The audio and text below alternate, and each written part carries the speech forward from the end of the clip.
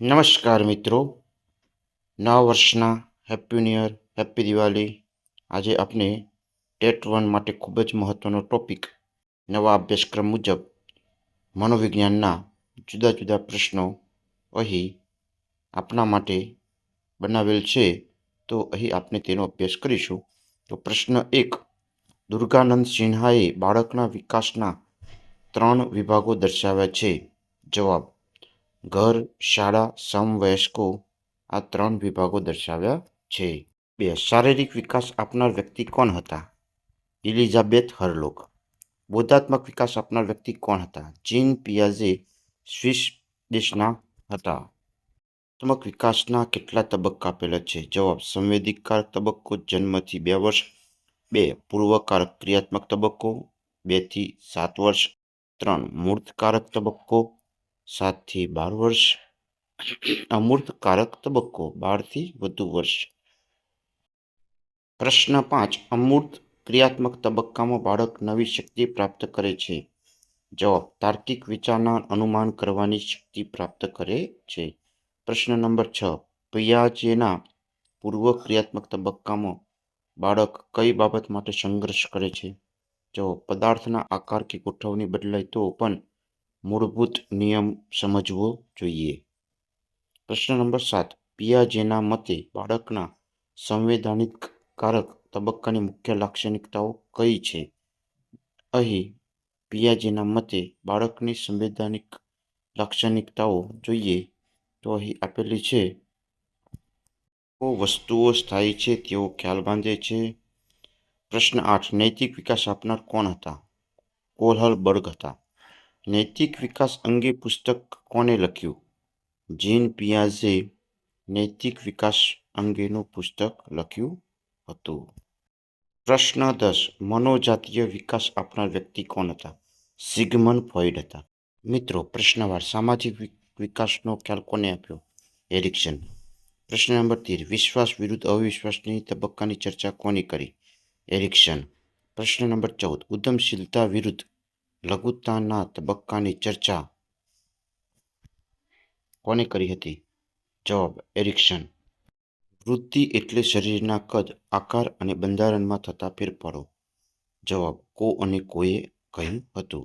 પ્રશ્ન નંબર 16, વૃદ્ધિને શારીરિક પરિવર્તનોમાં જોઈ શકાય છે, તેથી વૃદ્ધિ એટલે કોપીય ગુણાકાર. જવાબ: હેન્ડ. પ્રશ્ન નંબર 17, બાળક જન્મ અને પુખ્તતા પ્રાપ્ત કરે ત્યાં સુધી માથામાં 2 ભાગો, છાતીમાં 2.5 ગણો, ગરદનમાં 3 ગણો, હાથમાં 4 ગણો અને પગમાં 5 ગણો વધારો થાય છે. જવાબ: એલિઝાબેથ હરલોક.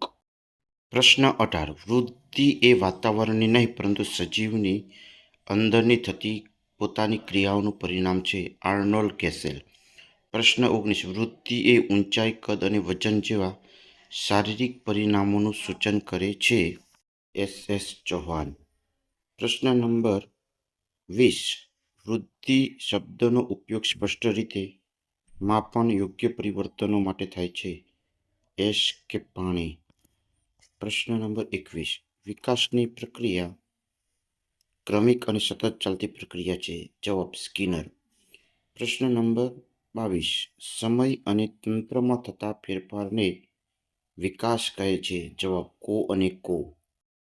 પ્રશ્ન નંબર 23, આંતરિક વિકાસ અને બાહ્ય પરિબળોથી વ્યક્તિમાં આવતા પરિવર્તન છે.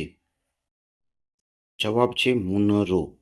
પ્રશ્ન નંબર 24, વિકાસ એ ગુણાત્મક ફેરફાર છે, પરિપક્વતાના લક્ષ્ય તરફ લઈ જતા ક્રમબદ્ધ અને પ્રગતિશીલ ફેરફાર એટલે વિકાસ. જવાબ: એલિઝાબેથ હરલોક. 25, માત્ર શરીરના કદ, વજન અને આકારનો વધારો.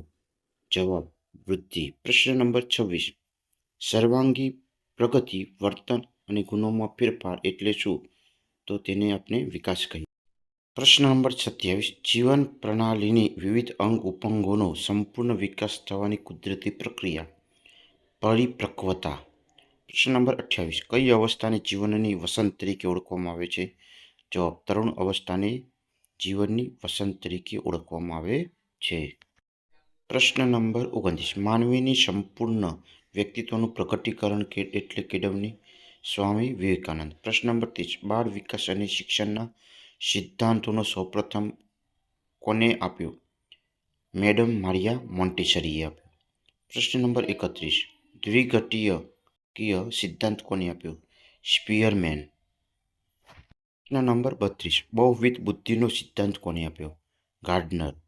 પ્રશ્ન નંબર 33 PASS પાસનો સિદ્ધાંત કોને આપ્યો? જેપી દાસ.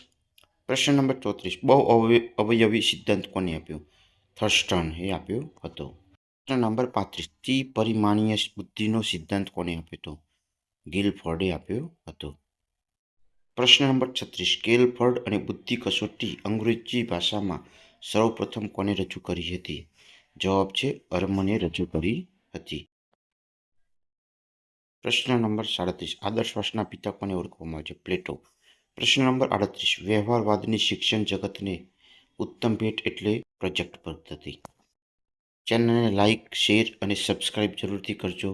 આવજો. આવતા વિડીયોમાં પાછા ફરી મળીશું. Happy Diwali, happy new year, best of luck.